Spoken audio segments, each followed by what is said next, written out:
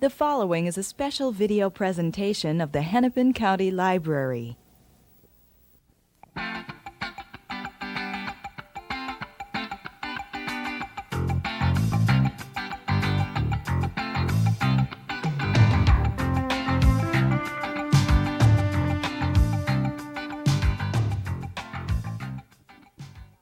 Hello, I'm Eileen Cavanaugh from Hennepin County Library Program Office, and my guest today is Tom Keneally. Tom is the author of many fine books, including The Confederates, a novel of the American Civil War, and Schindler's List, and most currently To Asmara, a novel about the Ethiopian-Eritrean struggle. Welcome, Tom. Thank you. Glad to have you with us today. We knew briefly as Americans about the Great Famine of 84-85 in Ethiopia, but I think very quickly as other newsworthy topics came up, we forgot about it. And I myself felt I never really knew the underpinnings of the famine there. Tell us a little bit about that. Well, that's how I got interested in the whole question of whether the skeletal figures we saw on our television screens were the result of politics or the result of an act of God. A lot of corrupt governments like to let people believe that famine is an act of God because they like to be able to say it's simply bad luck, we couldn't do anything about it. So I wrote the book or researched the book in the hope of writing something about the connection between politics and famine. I wanted ordinary characters, fictional characters, to travel through a world in which they saw famine being created by politics, by war.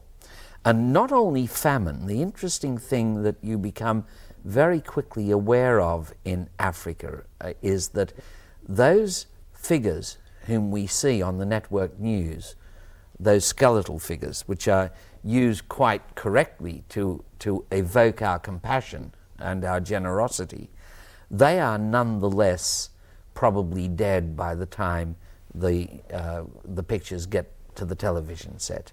Or they're certainly so moribund that the border between life and death is a matter of no importance. What is far more crucial is the ordinary people who are not skeletal enough to be filmed, to be good television copy, but who are chronically hungry. Women, for example, who get married when they're 15 and begin having children and have them on a serial basis and get run down and are not getting the correct food, and then on top of that catch malaria, and that's the end. That's the reason why the lifespan is about 35. So chronic hunger is a far more crucial factor. For this reason, we can do something about chronic hunger. We can't always do a lot about, unfortunately, about those people who look so skeletal on the evening news and who are very close to death. But we can, of course, stop others from getting to that stage. But we can do it only by two means. One's generosity, the other one we've neglected, and that is to put pressure on dictators like Mengistu of Ethiopia to behave properly with the aid that's sent, to behave properly with these people so that the population is not disrupted, so that the Eritreans aren't continually living under a state of bombardment, so that populations aren't uprooted, so that goat herders haven't lost their entire flock of goats, so that farmers haven't lost their land and now stay under the cover of trees to avoid bombing by day. That's the sort of pressure that this intractable problem in the Horn of Africa requires. Otherwise, unless we do exert some political pressure on a monster like Mengistu, then this sort of cyclical famine is going to recur again and again and again. How does one exert pressure on a head of state without being, on the other hand, an interfering force, well, an that's interfering superpower? Every nation is a sovereign nation. There are benign ways you can go about it, as the American government has now appointed a special ambassador, former President Jimmy Carter, to try to get the warring parties together at the table. Now, that's a start. That's not interfering in the sovereign affairs of another nation. One can raise the matter in the UN. In the early 50s, we voted to shackle Eritrea, which had been when I say we, I mean both my country, Australia, and your country, the US, voted to shackle together Eritrea and Ethiopia in a union. It proved to be a disastrous union because both the emperor and then later on the Derg gave the Eritreans an unspeakable time and drove them into rebellion. And yet, though we voted to shackle the two of them together, we have never raised the matter in the UN. We have never taken a hand up to now in trying to end this 28-year-old massive war which has been raging in the Horn of Africa and is the machine which drives hunger in that region. Ethiopia spends half its recurrent national income, annual income, on the war, on armaments, and this alone is ridiculous. It sustains the biggest army in Africa in the field, fighting the Eritreans and other discontented minorities like the Tigrayans. And it has not had success. It has not had good value for the money it squandered. It's thrown away its young peasant conscripts in frontal attacks on the Eritrean lines. And simply in those terms, it's a crazy business. So that when the United States responded with their usual generosity in sending money and supplies and food to Eritrea and Ethiopia, in effect we were going back to our old ways of trying to solve everything with money? Yes, you can solve everything with money as long as you also take a hand in urging people to be, like Mengistu, to behave properly, to exercise some regard for the human dignity of his constituents. But I'm sensing that part of what you're saying here is that one without the other is fairly useless, or fairly short term. Yes, it is short term. It won't prevent future famines. It won't prevent famine from recurring. In the case of the Eritreans, when I went into Eritrea 2 years ago, and then again this year, I had already been told by aid workers that the Eritrean aid operation was an extraordinary one, and it was particularly fascinating because the Eritreans themselves had built the infrastructure. They'd bought the trucks, built the roads into the mountains, through Sudan, into the mountains of Eritrea. And I'd been told by Swiss Red Cross, Oxfam, Community Aid Abroad, an Australian aid organisation, various American aid organisations, Norwegian Church Aid, and so on, that the Eritreans ran the most efficient aid operation in Africa, and that it was unique because it was it was A, efficient, and B, totally under the control of Africans. In Ethiopia, the aid system is also largely under the control of Africans, of the government of the Derg. But I don't think the distribution of food there has been so successful. But from what I saw in the Horn of Africa, I think we've got to give of our plenty anyhow, because even if some of it is being used to feed the Ethiopian army, the kids in the Ethiopian army are helpless little conscripts who don't know why they're there, and they're hungry too. So whoever it goes to often needs it in any case, even though one could always wish it was distributed with more equity. But I have to say the Eritrean aid operation seems to be impeccably run, and when I say seems to be, I'm not just talking about what I saw as a novelist wandering round. I'm not speaking impressionistically, but I'm quoting the records of the various aid organizations as well.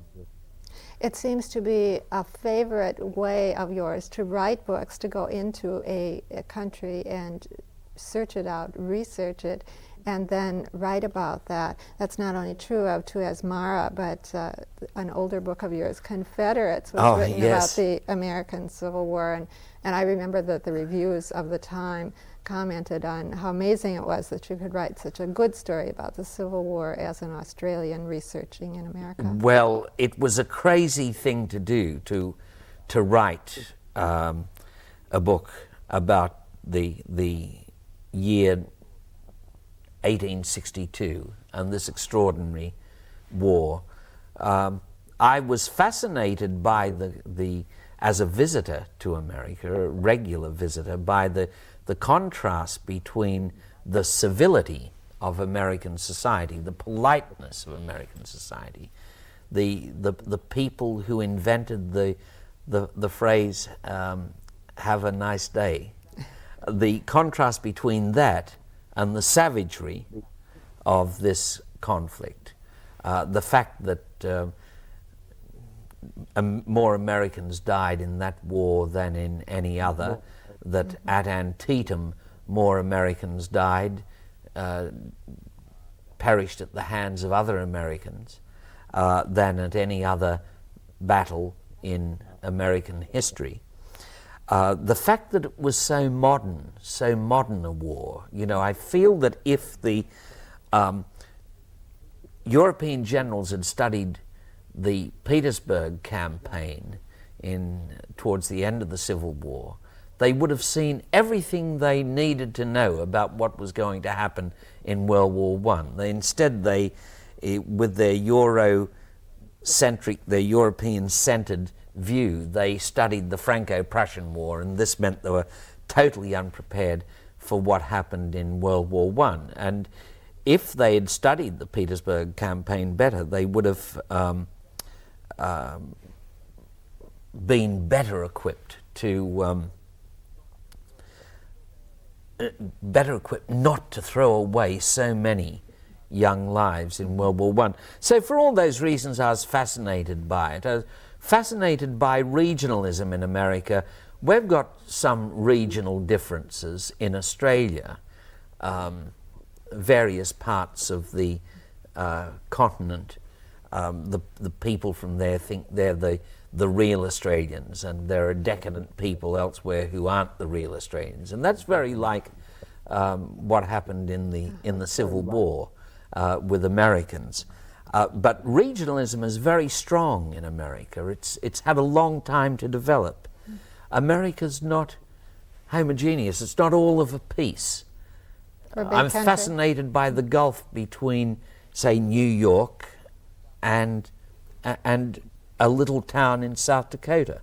The difference in values and in worldview is quite remarkably different. A far greater difference in worldview than exists in Australia, and that's very interesting because Australia's around about the same size as the US, but of course we weren't settled by Europeans or others as early as the US was. The US had a long time without communications in which this regionalism Yes. could develop and become passionate. But I wanted to talk about the ordinary farm worker in the Civil War fighting in a lost cause, and what might have motivated him. I wanted to talk about the gulf between the killing and the medicine. The medicine was medieval, and the killing machines were in World War I, 20th century, only different from the 20th century in degree. There were time-fused shells, and there were high muzzle velocity weapons, and so on. So all that was fascinating, but I don't think, if I dare say so as a foreigner, that Americans don't want to confront this war. I think it's a dark secret in the American soul that they'd rather not confront. And having said that, let me own up to my dark secret. I think Australians are exactly the same way about convictism. It is a little more than 100 years ago that the convict system ended in Australia. And in that time, acts of incredible indignity and savagery were committed, acts worthy of the SS, and yet we would rather not know about that. We would rather reduce the whole of history to a couple of tableaus, and I don't think the Americans are comfortable with the Civil War, except with a couple of tableaus of it. Young Beauregard dashing to horse as Fort Sumter is fired upon, and kissing Miss Emily goodbye, and leaving the plantation house. All those Gone with the Wind cliches. And that's why it was a folly. It was not only arrogant for a foreigner to get involved in this whole question, though I did research it and travel widely. It not only arrogant, but it was crazy and a misbegotten endeavor. Well, I don't know. I think perhaps it was. It's sometimes good for a more objective approach that's perhaps possible by a person. But you look at the cover now. Which camera should I point it to? The cover is full of Gone with the Wind cliches. Yes. Harper and Row, shame on you. Well, you mentioned the politeness of Americans, and that came up again in the book too as Mara. I remember a little bit I was fascinated by, in which the Eritrean soldiers are careful to shake hands with all the stretcher bearers on the ambulance. They're very ill and perhaps close to Yes. death, but they still remember to shake hands with their stretcher bearers. And at many points you mention what a remarkable society the Eritreans are. And I'm assuming their politeness under a great deal of stress is one of the remarkable things that you considered them. Yes, I thought I was going in there. You go in from the Sudan, which is south of Egypt. The Sudan itself is in chaos, and people are, the economy's in a bad way. And you think you're going to encounter the same sort of chaos in Eritrea, because it ought to be worse. There are bombers going over during the day. The people have been struggling for 28 years. They live in holes in the ground. They live in bunkers, dry stone shelters dug into the side of mountains, in caves, and so on. And you expect to find a state of anarchy and a state where humanity is debased, as it is in many parts of the Sudan. But you find instead a remarkable energy, cleverness, and devotion. You find classes everywhere where there's an extraordinary level of numeracy and literacy competence passed on to women and to children in particular. In fact, children were studying English grammar, if I remember Yeah, right. absolutely. Even when we went back a couple of months ago to make a little film for English television, the kids were doing adverbial clauses of place in English. I mean, admittedly, they were advanced kids, but they begin, it wasn't something staged for us. We simply happened to walk in on a classroom. They were sixth grade kids, and they start studying English almost as soon as they're alphabetized. They also study such formula as 4/7 is greater or less than 2/3 true or false. Stuff that we have to get special tutors in to teach our children. Right. And these children who are able to solve such equations are little shaven-haired survivors of the famine of 85 and the further famine of 87, and now of the drought which is coming this season to that region yet again, and which in conjunction with the war is going to be very dangerous to the health of children and women. And I'll mention later why I say women and children in particular. But these little shaven-haired survivors of many famines and many bombings, it's almost as if the rebels have said, okay, they may be wiped out by hunger or an Ethiopian offensive or whatever, but they're not going to die sunk in their age-old ignorance. They're not going to have the indignity of dying without knowing whether 4/7 is greater or less than 2/3. This constant assertion of dignity is quite astounding. The morale of the people. And you can get quite heady on it until you get up to the front line and see the front line and the young Ethiopian dead. But even the Ethiopian prisoners of war, who are numerous, have to attend 4 classes a day, 5 days a week.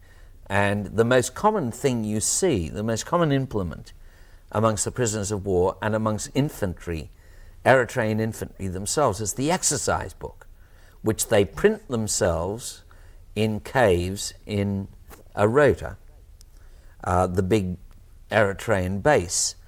So this April, when I was going up to the front line with my wife and 3 film people, we had to climb in extreme heat about 2,500, 3,000 feet out of a valley to a high trench line, which stretches right across Eritrea. And as we got near the trench line, I took a drink of water that was offered to me by a soldier, and it made me violently ill. I probably drank it too quickly. So I was put in a bunker, and an Eritrean medic came in and said, I was put on a bench beside the sound man, who had also passed out. An Eritrean medic came in and said, what you need is rehydration salts, in English. So he mixed us up some water and rehydration salts and fed it to me, and I passed out. When I came round, there was a homemade map of the world on the wall of the bunker, and there were 12 young infantry men and women with Kalashnikovs and grenades and exercise books. And the medic said to me, would you please explain for my friends the nature of the Australian political system? So they're right on the lip of the trench. The classes go on. And of course, it's very easy to think this is wonderful, this combination of warriorhood and scholarship. But I hope it all ends soon, because just yards from where these kids were asking me about the Australian political system are the dead bodies of young Ethiopians who died in an offensive in late March, early April, a crazy World War I style offensive. I hope not too many more of them have to perish this way. I hope there can be a settlement. Indeed. I love the incident about the Eritreans liberating, stealing whatever the Russian planes, all kinds of guns that had been supplied, and then using them as their own supplies. Yes, and very efficient. It is interesting that they are totally armed, massively armed, with Russian weapons, which have been bought. Tragically, the Ethiopian government's spent money to buy those weapons, and the Eritreans have captured massive quantities.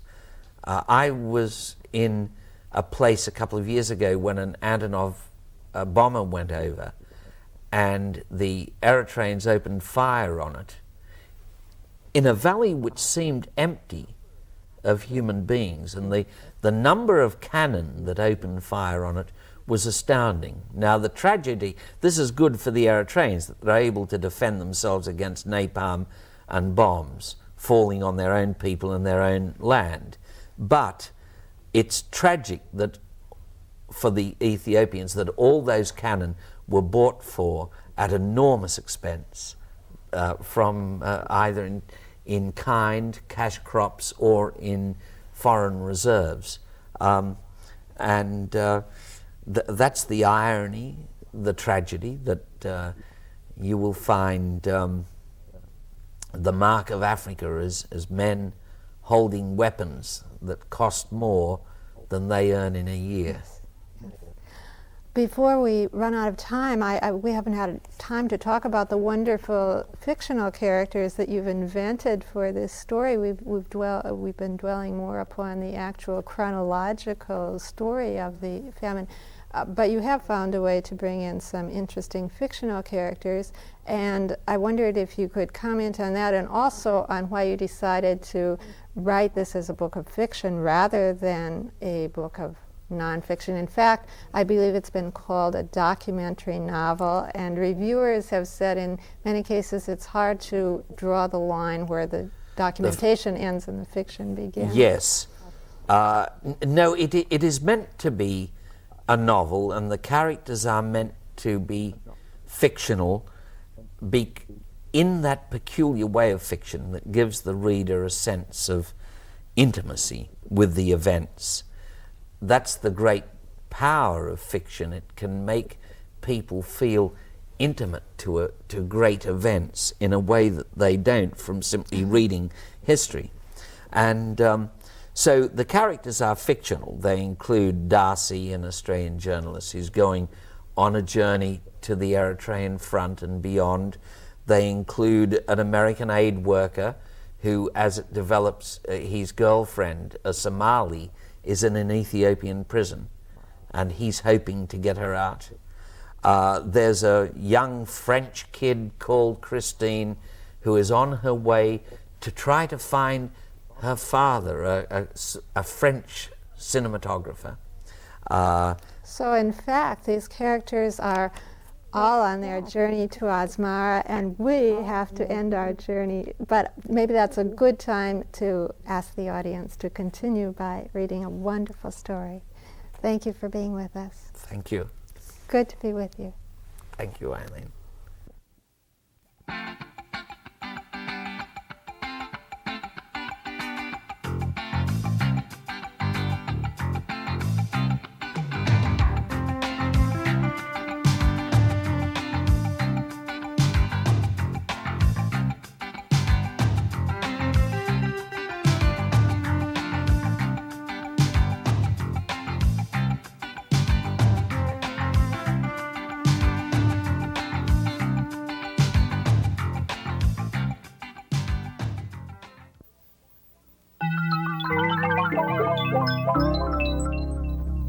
A presentation of the Hennepin County Library.